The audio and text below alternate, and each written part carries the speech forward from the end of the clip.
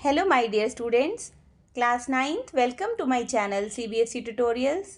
बेटा ये वीडियो है आपके improvement in food resources part 2 की, जिसमें हम जो हमारा एनिमल हस्बेंड्री पोर्शन रहता था फर्स्ट वीडियो के बाद उसकी बात करेंगे।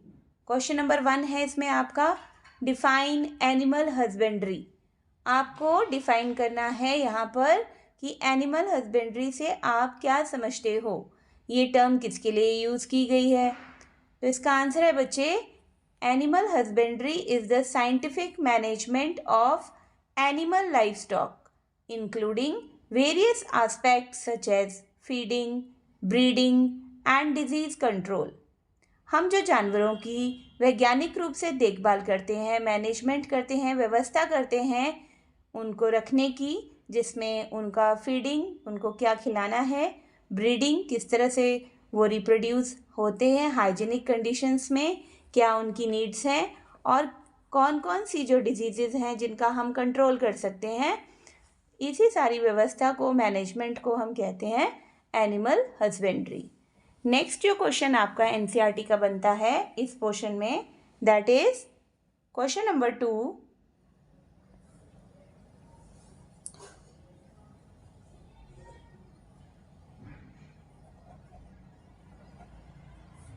What comes under animal based farming? Animal based farming, यानी कि अगर हम एनिमल बेस्ड फार्मिंग की बात करते हैं तो इसमें क्या आता है बच्चे, तो याद रखोगे आप, इसमें क्या आता है, it includes cattle, goat, sheep, poultry,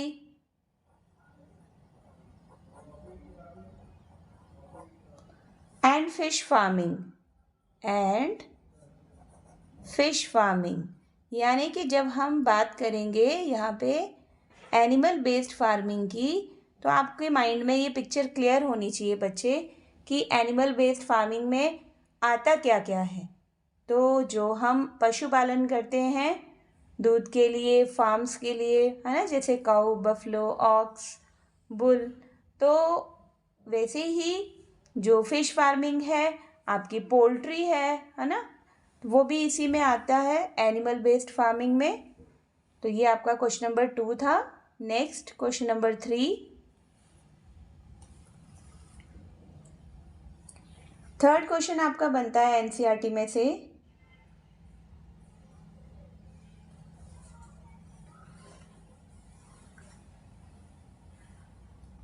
what are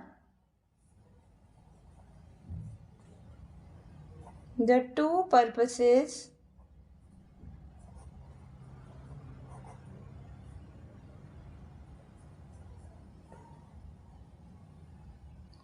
for which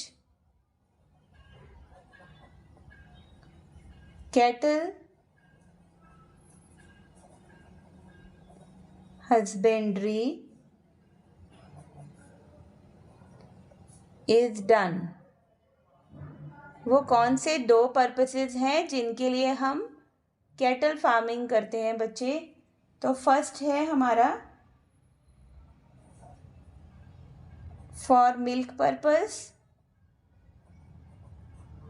जितने भी आप प्रोडक्ट्स खाते हो ना, पनीर, दही, ये चीज़ जो आपकी सारी ये प्रोडक्ट्स हैं ये मिल्क से ही बनते हैं। तो एक हमारा पर्पस है कैटल हस्बेंड्री का मिल्क प्रोडक्शन, ठीक है, फॉर मिल्क, इसके साथ आप लिख सकते हो मिल्क प्रोडक्शन। और जो दूसरा सेकेंड हमारा पर्पस है कैटल हस्बेंड्री का, सिर्फ कैटल हस्बेंड्री की बात हो रही है यहाँ पे,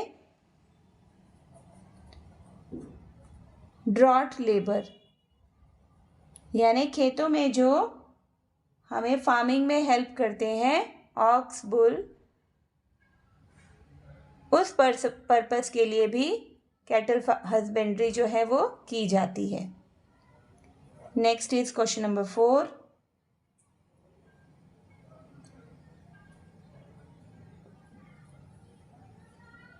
explain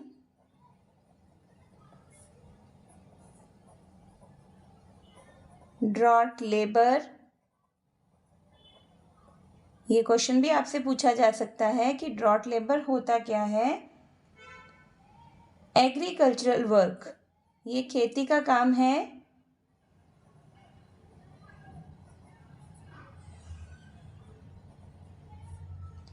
such as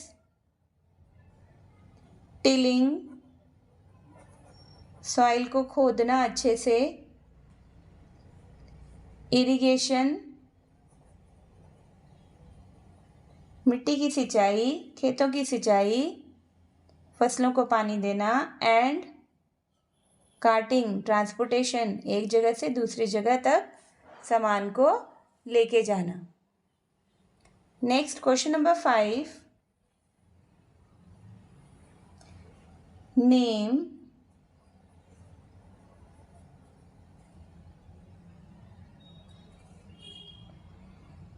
Indian cattle. जब हम इंडियन कैटल की बात करेंगे तो दो हमारे पास अलग अलग स्पीशीज आती हैं. आंसर इज बॉस इंडिकस,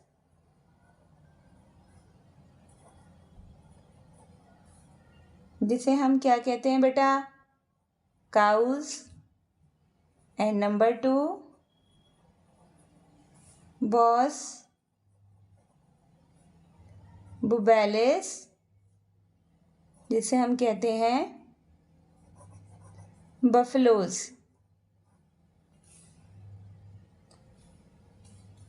तो ये आपको लर्न करना है एग्जाम के लिए. वैसे ही क्वेश्चन नंबर 6 भी इम्पॉर्टेंट है. Define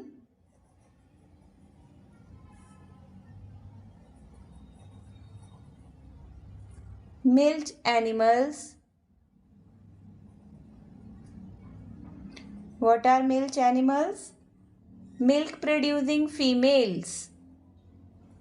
Milk producing females. ध्यान देंगे, मिल्क प्रोड्यूसिंग फीमेल्स को हम कहते हैं मिल्च एनिमल्स. एक और इनका नाम जो कॉमनली हम लेते हैं that is dairy animals.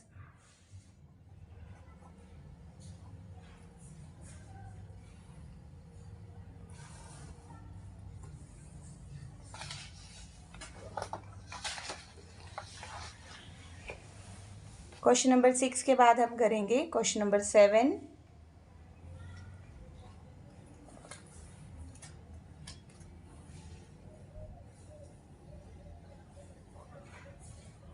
What are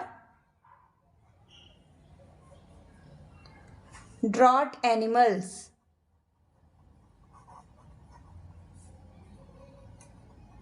drought animals क्या होते हैं?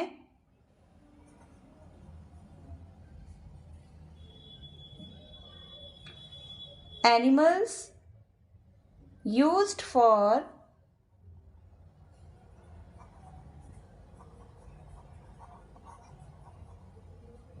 Farm labour. खेतों में जितना भी लेबर वर्क होता है, जैसे पीछे बताया, टिलिंग, इरिगेशन, कार्टिंग, तो animal used for that work, that farm labour are called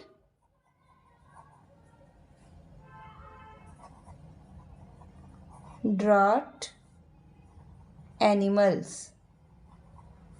इसमें आप एग्जाम्पल दे सकते हो, aux,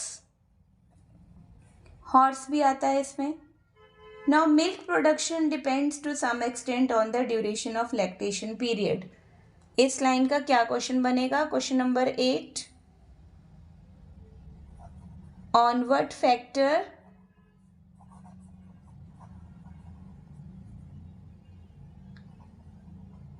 milk production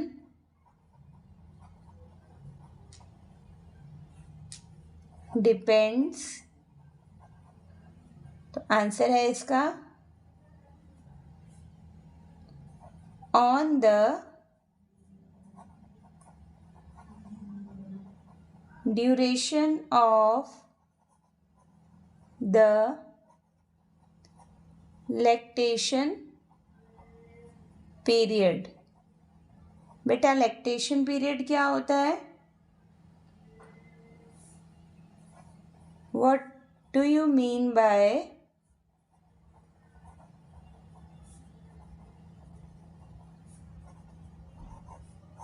lactation period? इस लैक्टेशन पीरियड से आप क्या समझते हो? The period of milk production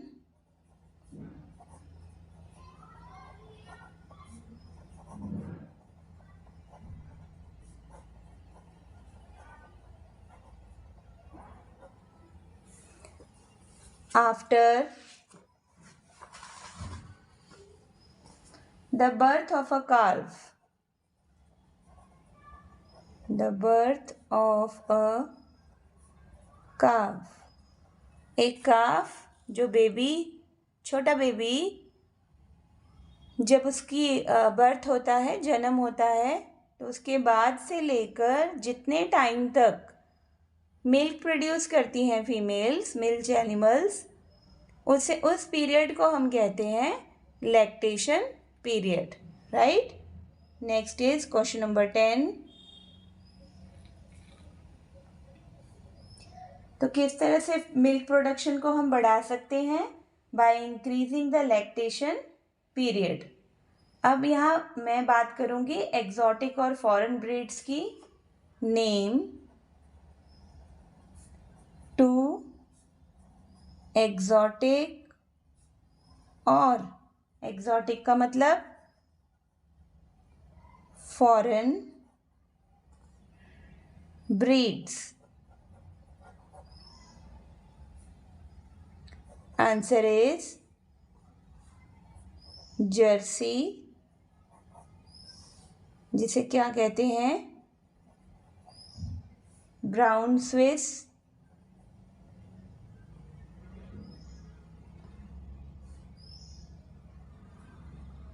यहाँ 2 नहीं बेटा, 1 वर्ड यूज़ करो.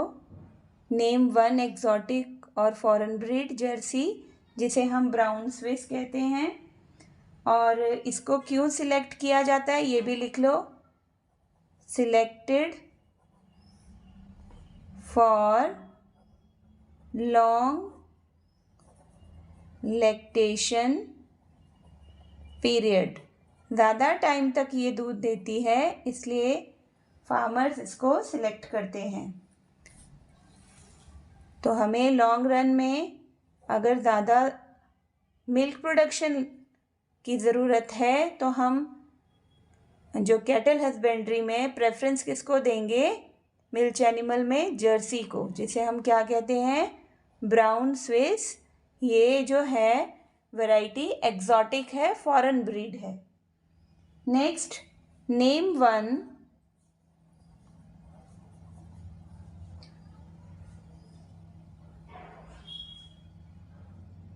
Local breed. यहाँ 1 की जगह आप 2 भी लिख सकते हो.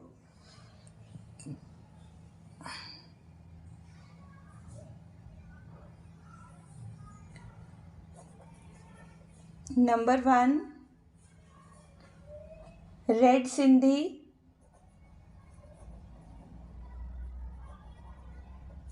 And number 2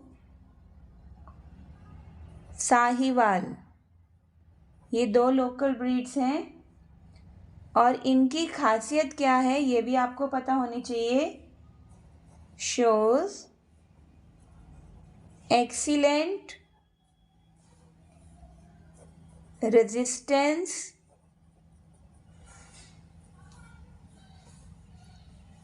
to diseases।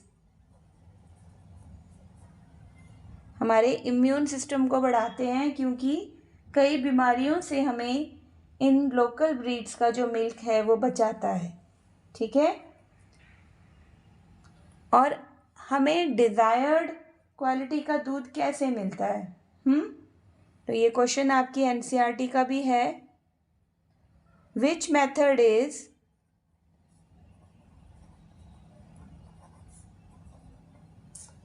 commonly used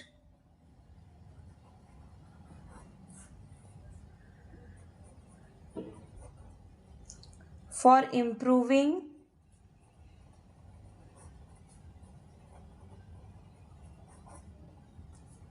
cattle breeds को इम्प्रूव करने के लिए, एंड वाई, क्यों? कौन सा मेथड है जो कैटल ब्रीड्स को इम्प्रूव करने के लिए यूज़ किया जाता है और क्यों? आंसर है क्रॉसिंग ओवर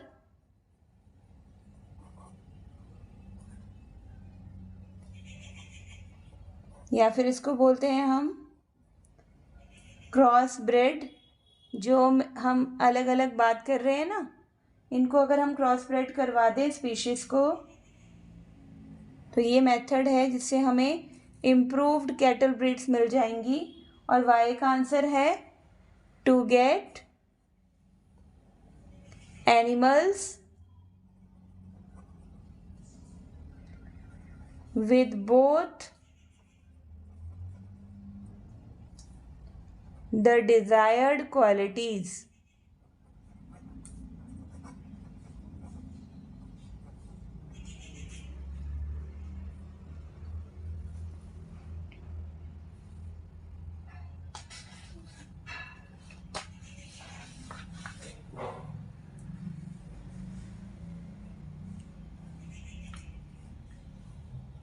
अब हम बात करेंगे question number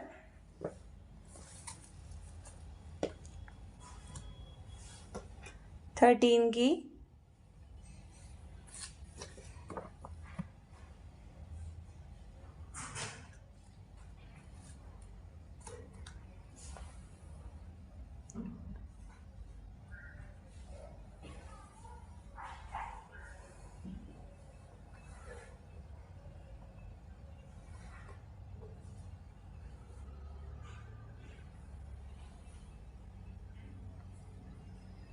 Explain the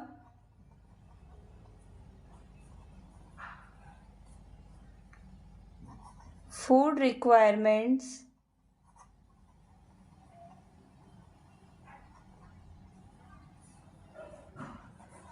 of dairy animals। Answer is two types की फूड रिक्वायरमेंट्स हैं डेयरी एनिमल्स की। सबसे पहले हम बात करेंगे फर्स्ट टाइप की, that is maintenance requirement, which is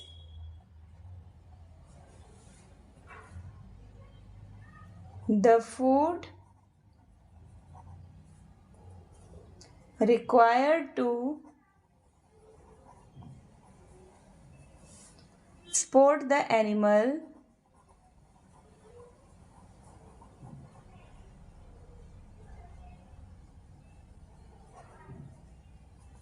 to live a healthy life, to live a healthy life। Second type की जो रिक्वायरमेंट है food, that is milk producing requirement. Milk producing requirement. Which is the type of food required? Which is the type of food required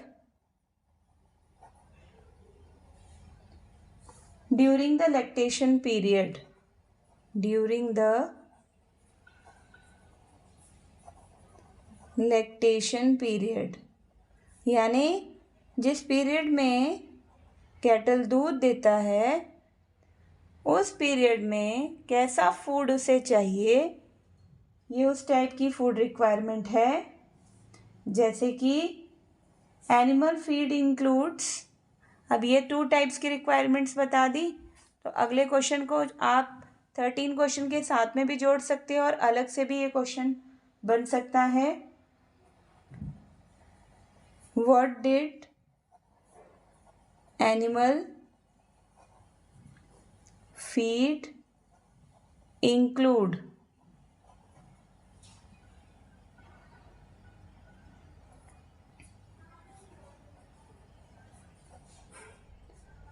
It include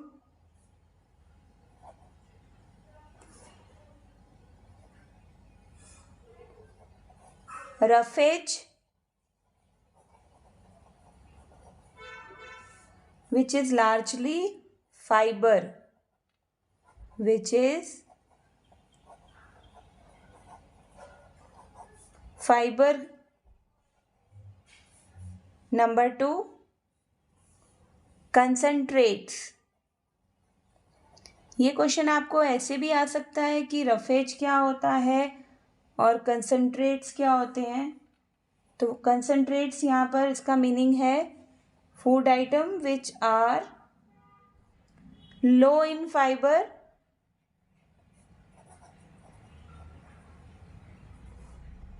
and contain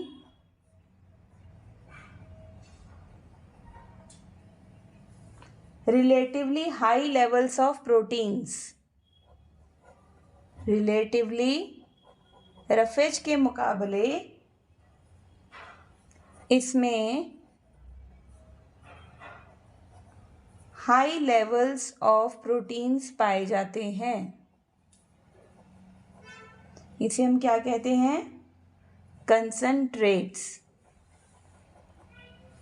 इसके अलावा other nutrients भी कंसंट्रेट्स में मिलते हैं।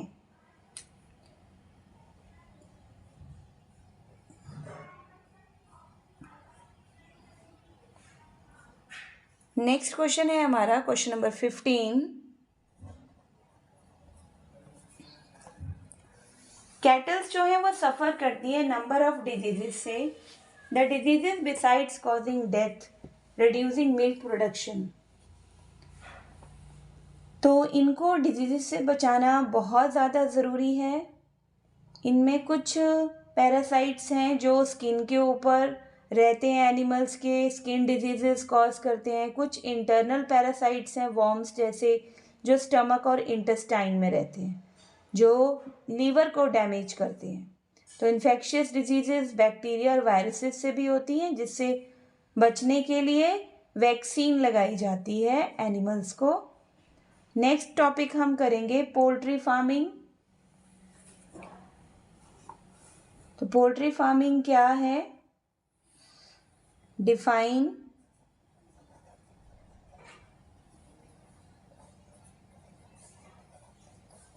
Poultry farming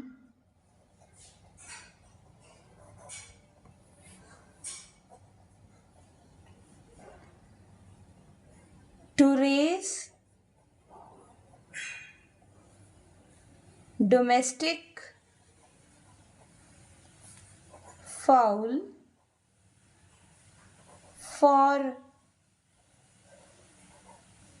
egg production and chicken meat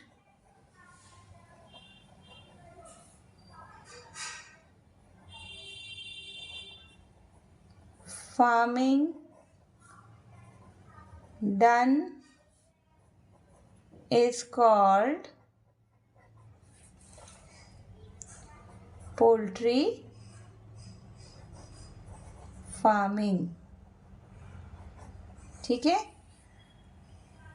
अगर हमें ज़्यादा egg production चाहिए, चिकन मीट चाहिए, उसके लिए हम डोमेस्टिक फाउल्स को ब्रीड करते हैं, उनकी केयर करते हैं, उन्हें फीड करते हैं, बीमारियों से बचाते हैं, उनकी फार्मिंग करते हैं।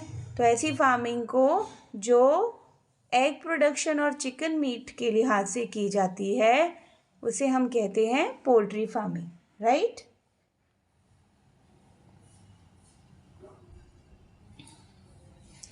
अब नेक्स्ट क्वेश्चन नंबर 16।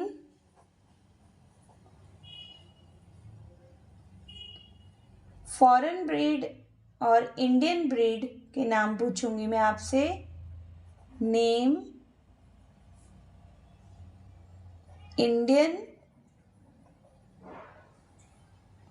इंडियन को क्या बोलते हैं बेटा? इंडिजिनस एंड फॉरेन को हम क्या बोलते हैं? एक्सोटिक।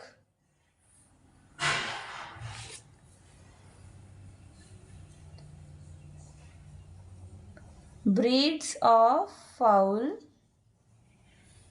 तो यहाँ पे आंसर क्या आएगा आपका? ये आपको लर्न करना है, बहुत इजी है। इंडिजिनस ब्रीड में एग्जाम्पल है असील, और एक्सोटिक ब्रीड यानी कि फॉरेन ब्रीड का एग्जाम्पल है leghorn.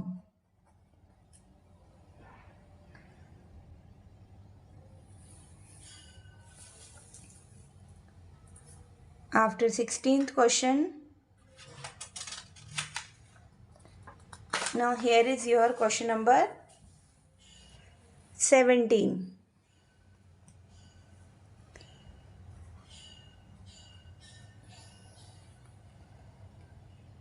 Now for variety improved are focused on develop new varieties for the following desirable traits. हमें न्यू वैरायटीज किस किस डिज़ायरेबल ट्रेट के लिए चाहिए? तो हम क्वेश्चन क्या बनाएंगे? What are the desirable traits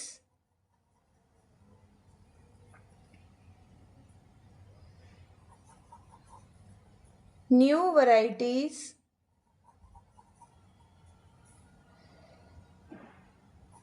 are developed for. तो वो कौन सी क्वालिटीज़ हैं जो हमें चाहिए न्यू वैरायटीज़ में? Number 1, number and quality of chicks. Number and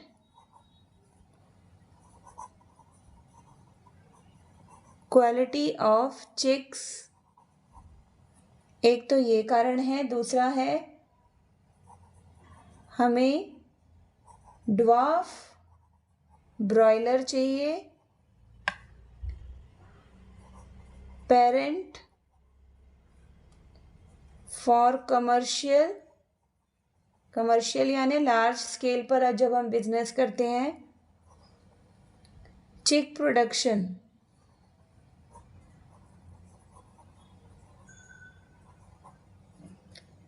third जो ट्रेट है क्वालिटी चाहिए, समर अडेप्टेशन कैपेसिटी, यानी ज़्यादा हीट टॉलरेट करें, टेम्परेचर का उन पे इफ़ेक्ट जो है वो कम पड़े, समर अडेप्टेशन कैपेसिटी। एक ये हमारे पास डिज़ायर्ड ट्रेट है हमारा। दूसरा टॉलरेंस टू हाई टेम्परेचर, कि हाई टेम्परेचर को टॉलरेट करें। फोर्थ डिजायर्ड करेक्टर है लो मेंटेनेंस रिक्वायरमेंट्स, ज़्यादा महंगा ना हो, उनको मेंटेन करना इजी हो, सस्ता हो, इकोनॉमिकल हो, low maintenance requirements. Reduction in size of egg laying bird. Reduction in size of egg laying bird with the ability to utilize more fibrous cheaper diets. Next question is egg and broiler production की अगर हम बात करते हैं तो broiler chickens are fed with vitamin rich supplementary feed for good growth rate and better feed efficiency. देखभाल इनकी बहुत ज़रूरी है to maintain feathering and carcass quality, क्योंकि ब्रॉयलर में अगर हम बात करते हैं या एग की बात करते हैं तो दोनों मीट पर्पसेस और एग पर्पसेस के लिए डिफरेंट रिक्वायरमेंट्स हैं।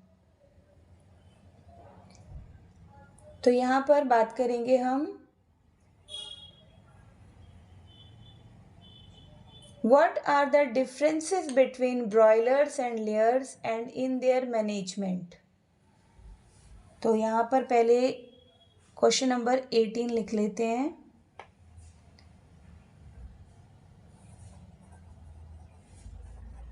What are the differences between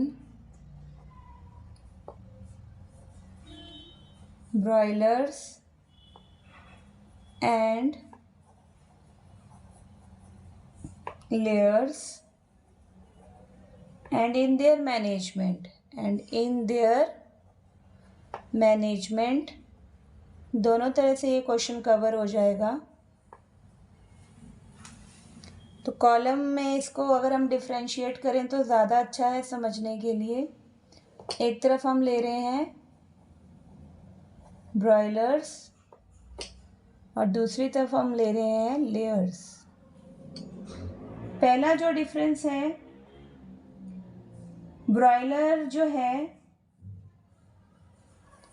raised for chicken meat production और लेयर्स को हम बोलते हैं they are raised for egg production. दोनों की रिक्वायरमेंट मैनेजमेंट अलग अलग है। Fed with broilers are fed with vitamin rich supplementary feed. और अगर हम बात करते हैं लेयर्स की, तो लेयर्स में हमें क्या चाहिए, एग्स चाहिए।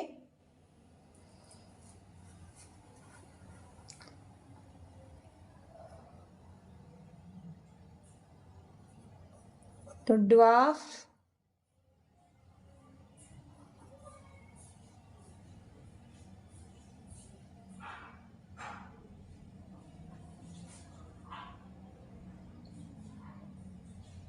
better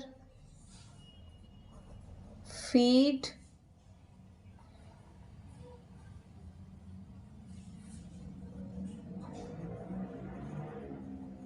rich in proteins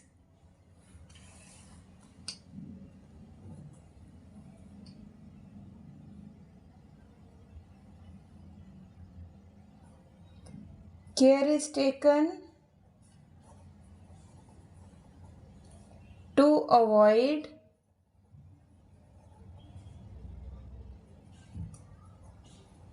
mortality and to maintain feathering ज़्यादा हमें नहीं चाहिए फेदरिंग, और कैरकस क्वालिटी ठीक होनी चाहिए।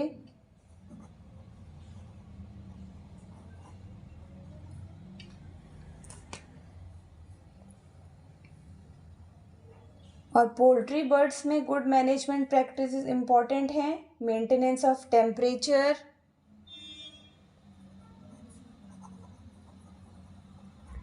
मेंटेनेंस ऑफ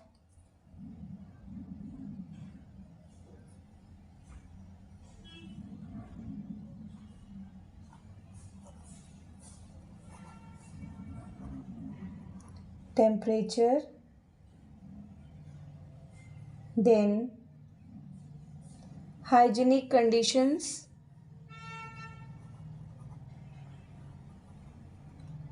ये आप दोनों में ही लिख सकते हो। Hygienic conditions, control of diseases,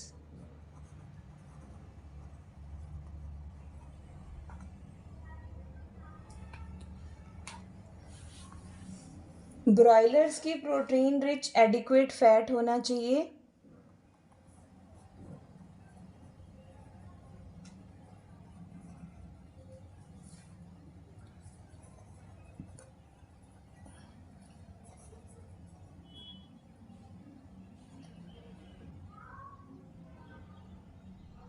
तो उनमें विटामिन ए और के भी हाई होना चाहिए।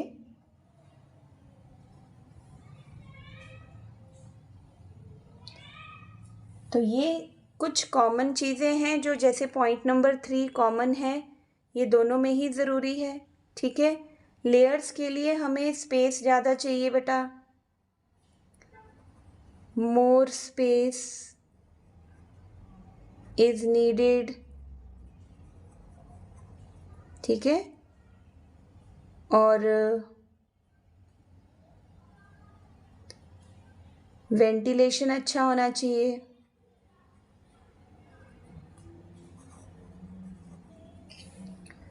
तो ये कुछ डिफरेंसेस हैं और कुछ कॉमन चीज़ें भी हैं, जैसे maintenance of temperature and hygienic conditions. तो इस तरह से हम ब्रॉयलर्स और लेयर्स की मैनेजमेंट जो है वो कर सकते हैं। Next is question number 19।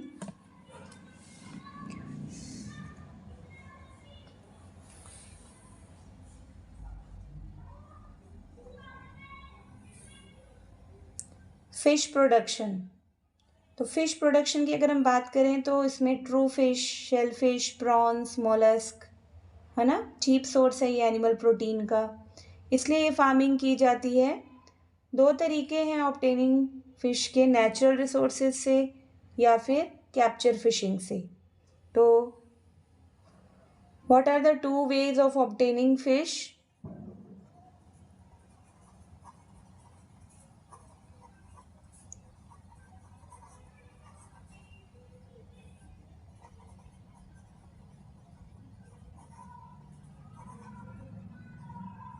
तो 2 तरीके कौन से हैं फिश ऑब्टेन करने के? 1 फ्रॉम नेचुरल रिसोर्सेज, जैसे रिवर्स हैं आपके, जिसको हम बोलते हैं कैप्चर फार्मिंग, और दूसरा जो है फ्रॉम फिश फार्मिंग,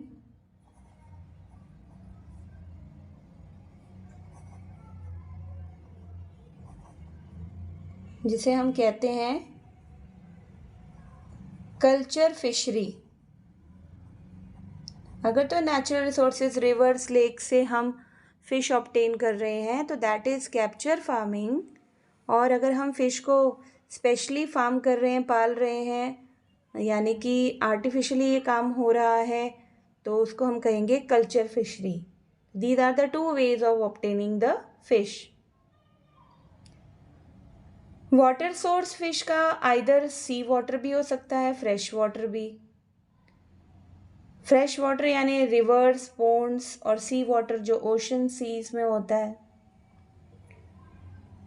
तो मराइन फ्रेश वाटर इकोसिस्टम ये दोनों ही चलते हैं, ठीक है।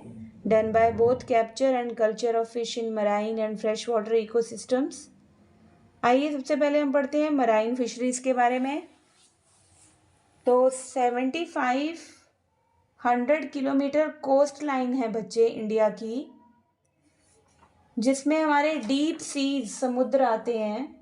पॉपुलर मराइन फिश वैरायटी के बारे में बात करें तो आपका क्वेश्चन बनता है, question number 20, name some popular marine fish varieties. Marine fish varieties तो कौन सी हैं वो? Pomfret,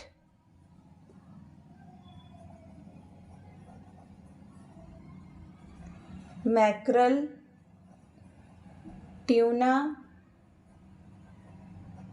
sardines and Bombay duck. These are some popular marine fish varieties. बहुत सारे फिशिंग नेट्स को यूज़ करके फिशिंग बोट्स में ये जो कैप्चरिंग है की जाती है मराइन फिश की, they are caught. Yields are increased by locating large school of fish in open sea using satellites and echo sounders. तो इकोनॉमिक वैल्यू बहुत ज़्यादा है मराइन फिश की। तो जिनकी ज़्यादा है इकोनॉमिक वैल्यू वो क्वेश्चन आपसे अलग से पूछा जाता है।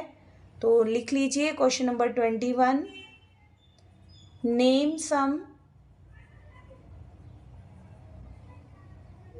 Marine fish of high economic value। तो ज़्यादा इकोनॉमिक वैल्यू वाली जो मराइन फिशेस हैं बेटा, दे आर फिन्ड फिशेस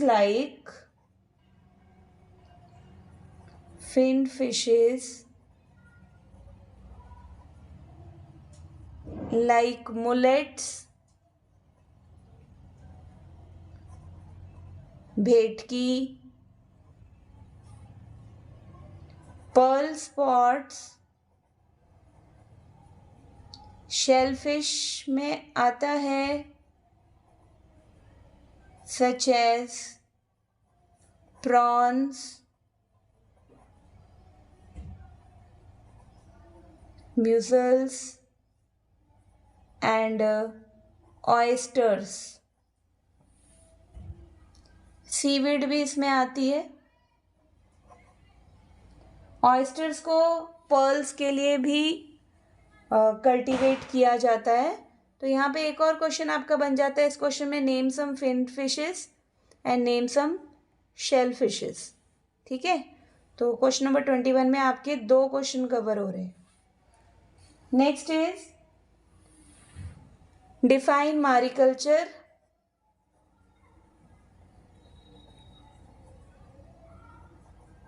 जैसे कि इसके नाम से ही पता चल रहा है,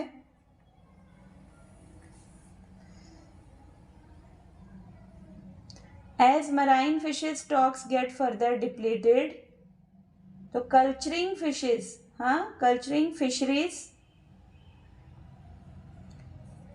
culturing fisheries in marine water, marine sources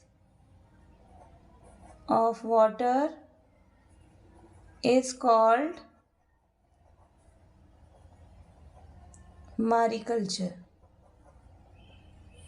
जो मराइन वाटर में की जाती है culturing of fish, that is known as mariculture. Next is inland fisheries के बारे में पढ़ेंगे। तो फ्रेश वाटर रिसोर्सेज जैसे हमारे कनाल्स हैं, पोन्ड्स हैं, रिजर्वायर्स, रिवर्स हैं, ब्रैकिश वाटर रिसोर्सेज हैं हमारे, sea water and fresh water mix together. तो यहाँ पर पहले तो मैं आपको बताना चाहूँगी फ्रेश वाटर रिसोर्सेज क्या हैं, canals, ponds and reservoirs and rivers. इसके बाद अगर हम ब्रैकिश वाटर रिसोर्सेज की बात करें तो ये क्वेश्चन लिखने वाला है, define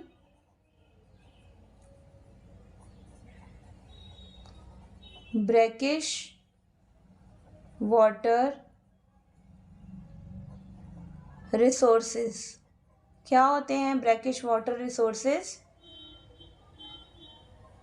where sea water and fresh water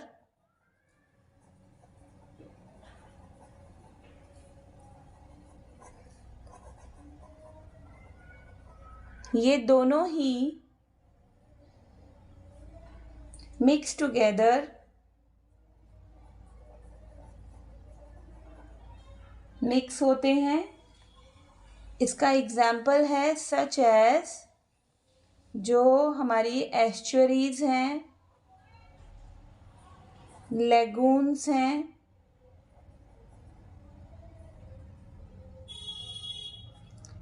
तो इनके पानी को हम कहते हैं ब्रैकिश वाटर, क्योंकि इसमें सी वाटर और फ्रेश वाटर दोनों मिक्स होते हैं। Capture fishing is also done in such inland water bodies.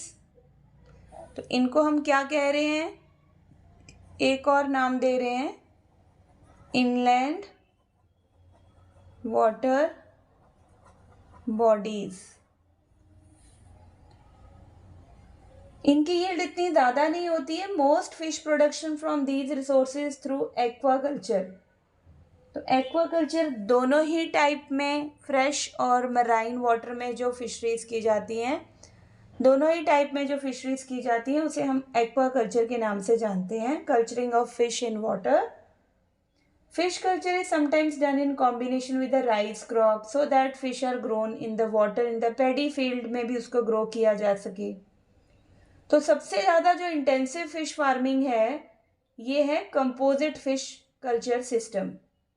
इसमें दोनों लोकल और इम्पोर्टेंट फिश स्पीशीज को ऐसे सिस्टम में एक साथ ही कल्चर किया जाता है। तो आइए देखते हैं, explain composite fish culture system. Next question रहेगा हमारा,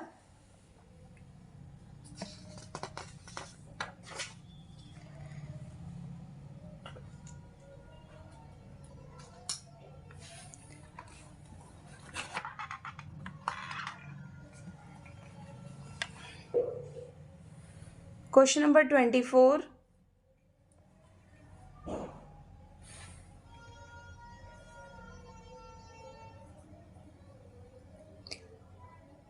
व्हाट आर द एडवांटेजेस? पहले तो मैं ये लिखूंगी, what is composite fish culture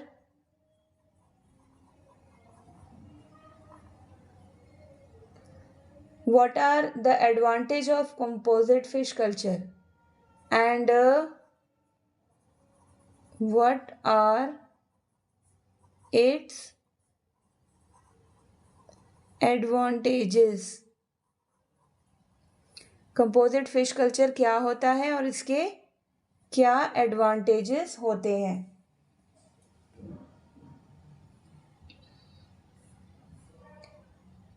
Fish culture in which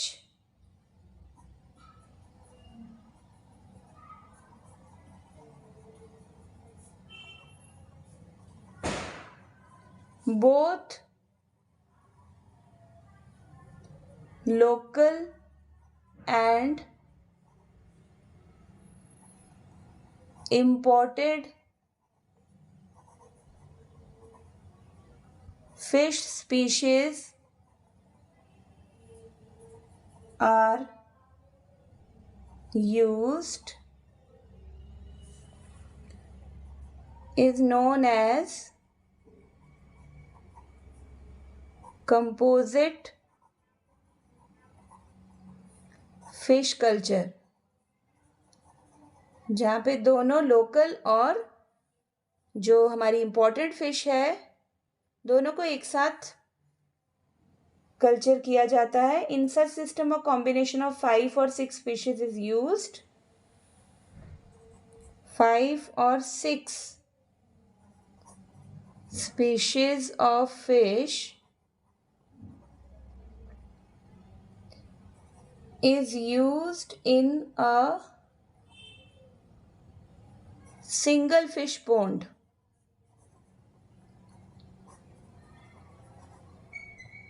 These species are selected so that they do not compete for food. तो एक खासियत क्या है इसकी? एडवांटेजेस में आ जाएगा, they do not compete with the food. पहली बात, क्योंकि उनकी जो because they have different food habits. जैसे कि the food is available in all the parts of pond, है ना. जो खाना है वो सभी पार्ट्स में है, लेकिन जो कटलाज हैं दे आर सरफेस फीडर्स. क्या मतलब है इसका? कि वो सरफेस पे पड़ा हुआ खाना खाती हैं. और जो रोहूज हैं आर मिडल फीडर्स, बीच में जो खाना पोंड के है उसे खाती हैं. जो मृगल्स हैं एंड कॉमन कार्प्स, ये दोनों fishes they are bottom feeders. ये बिल्कुल जो बॉटम में पोंड के होता है वो वाला खाना खाती हैं. और ग्रास कार्प्स जो है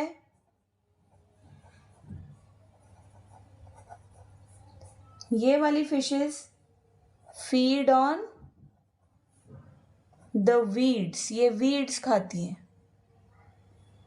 तो एक साथ रहते हुए species can use all the food in the pond without competing with each other. This increases the fish yield from the pond. तो क्या हमारे पास यहाँ पे एडवांटेज आ गया? Composite fish culture increases the fish yield from the pond. ठीक है, ये हमारे पास क्या आ गया? एडवांटेज. वन प्रॉब्लम है कंपोजिट फिश कल्चर में, और इसको कैसे ओवरकम किया जाता है ये क्वेश्चन आपको एग्जाम में आता है. आइए इसका क्वेश्चन ही बना लेते हैं. Question number 25. What is the problem in composite fish culture system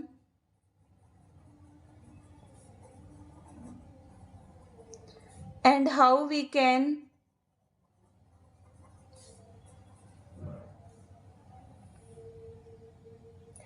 overcome this problem.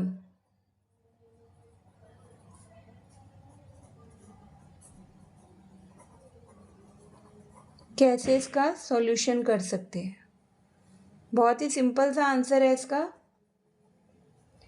जो प्रॉब्लम है ऐसे कंपोजिट कल्चर में कि many of these fish breed only during monsoon. Breeding of many fishes is only during monsoon. तो होता क्या है? Seeds can be mixed with other species. Mixed seeds are the cause of problem.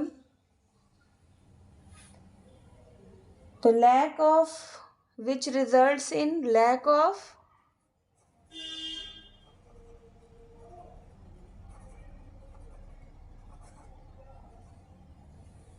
availability of good quality seeds.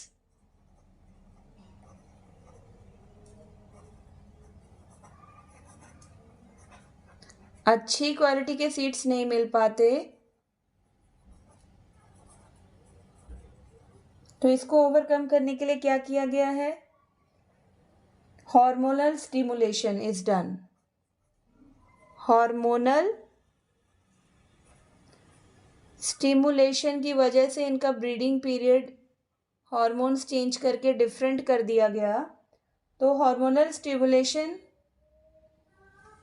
is used to overcome this problem.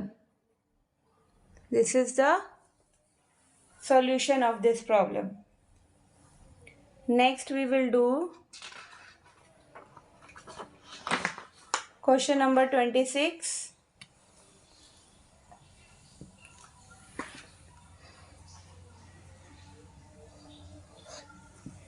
B keeping की बात करेंगे. तो honey is widely used and therefore bee keeping for making honey has become an agriculture enterprise. Since bee keeping needs low investment, farmers use it as an additional income generating activity. In addition to honey, beehives are a source of wax which is used in various medicinal preparations. तो local varieties of bees जो commercial honey productions के लिए use की जाती हैं, उसका question बनेगा question number 26. What are the local varieties of bees used for commercial honey production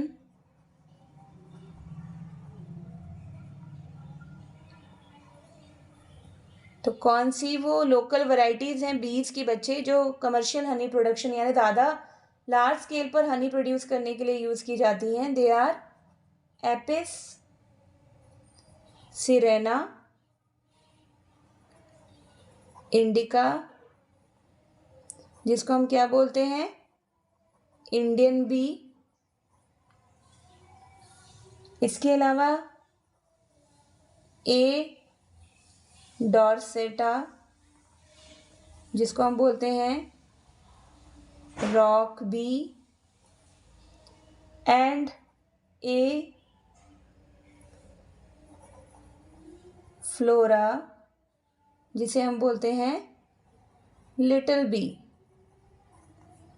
A stands for Apis.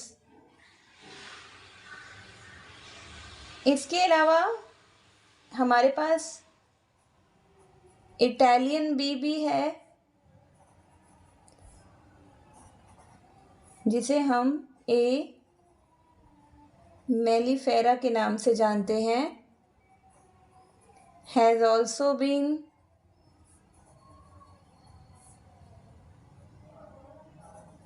brought in to increase yield of honey.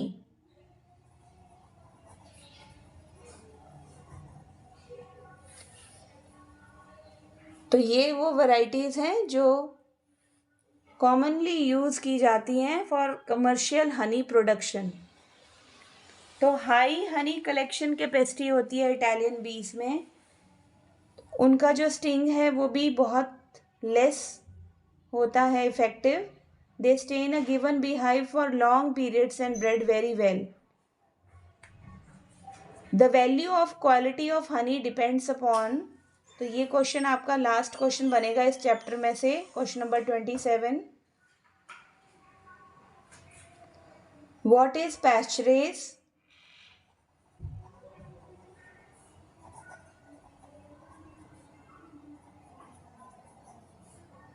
and how is it related to honey production? तो पैस्चरेज क्या होता है? Flowers available to the bees for nectar and pollen collection. The flowers available to the bees for nectar, जो रस होता है फूलों का, और जो फूलों के ऊपर पॉलन होते हैं जिनको कलेक्ट किया जाता है हनी बीज के द्वारा, इज नोन एज पैस्चरेज. यही खाना होता है हनी बीज का. और जो क्वालिटी है, quality of honey depends on the quality of pasturage. जिस तरह के फूलों का नेक्टर होगा, पॉलन कलेक्शन होगी, उसी तरह की क्वालिटी होगी हनी की. ठीक है, इस तरह से आपस में रिलेटेड हैं. तो जैसे the kind of flowers available will determine the taste of the honey, है ना. तो साथ में हम ये भी ऐड कर लेते हैं, द काइंड ऑफ फ्लावर्स या the kind of पैस्चरेज available will determine. यही हमें इस चीज़ को बताता है कि जो हमारा शहद है, हमारा हनी है, जिसके लिए हमने बी कीपिंग की है, उसका टेस्ट कैसा है. I hope you enjoyed this part 2 video of improvement in food resources. ये 27 क्वेश्चंस हैं पार्ट 2 में वीडियो के. तो इस तरह से आपका ये चैप्टर कंप्लीट होता है. For my next video, good bye, have a nice day.